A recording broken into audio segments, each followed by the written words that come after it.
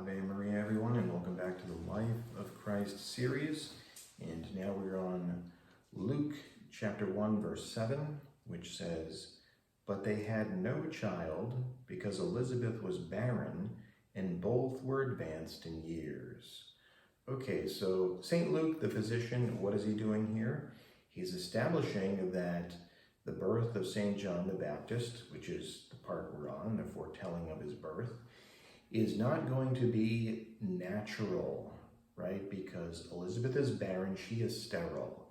And both she and Zechariah are advanced in years. They are old. They are beyond the natural age of having a child. And so by telling us that, you see, St. Luke is revealing that this is going to be miraculous. So St. John the Baptist is going to come about by God performing a miracle.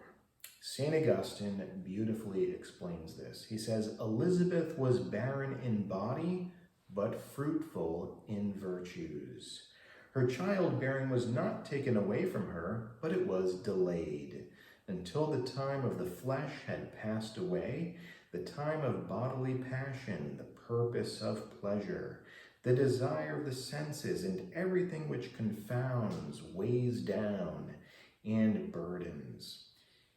Old age springs into new life, faith conceives, one equal to the angels is born, the trumpet of heaven, the herald of Christ, the standard bearer of the heavenly King, the correction of the Jewish people, the calling of the Gentiles, and, strictly speaking, the clasp joining the law and grace, who united in his flesh from his holy parentage a double share of the high priesthood."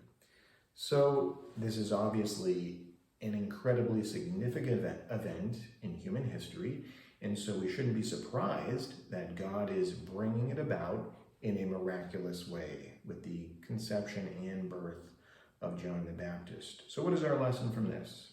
I think one that we can take away is that we should strive to be fruitful in virtues. Whatever life might send our way, perhaps it really is sterility, right? There are couples out there who have trouble conceiving.